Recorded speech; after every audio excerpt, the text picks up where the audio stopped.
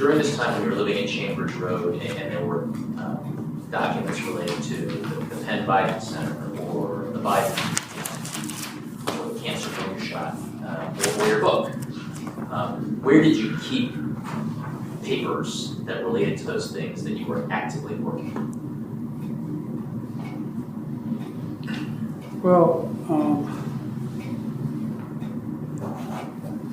I don't know.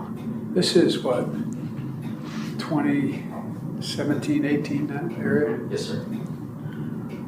Remember, in this time frame, my son is either been deployed or is dying.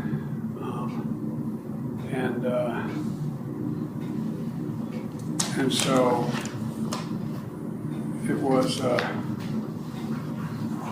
and by the way, there were still a lot of people at the time when I got out of the Senate that were encouraging me to run in this period, except the president.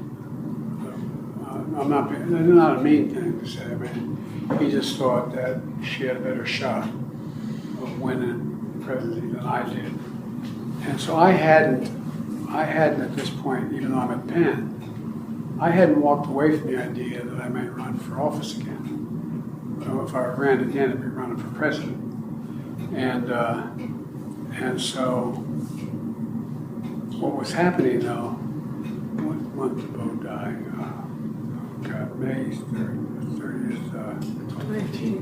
Was it 2015 he died? 2015. I think it's 2015. I'm not sure the months are, but I think that was. Yeah. That's right, Mr. President. And what's happened in the meantime is that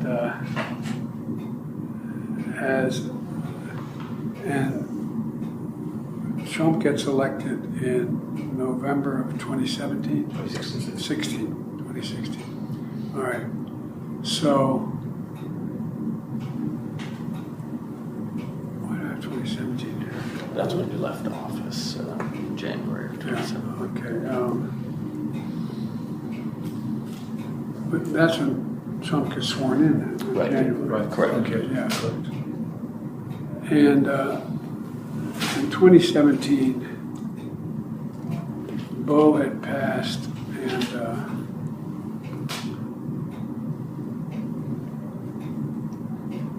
this is personal. The genesis of the book and the title, Promise Me Dad, was I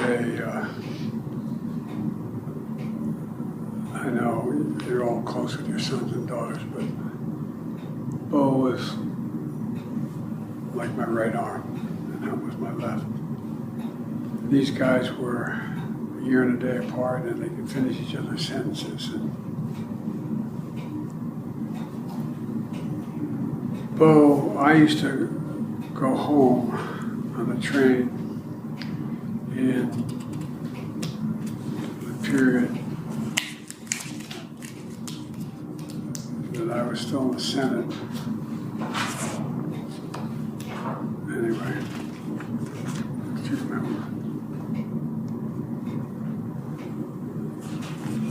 There was not pressure. Bo knew how much I adored him. And maybe this sounds so, everybody knew how close we were. There was not anybody in the world who wondered whether or not, anyway. And so. Sir, I'm wondering if this is a good time to take a break briefly. No, let me just keep going to get it done.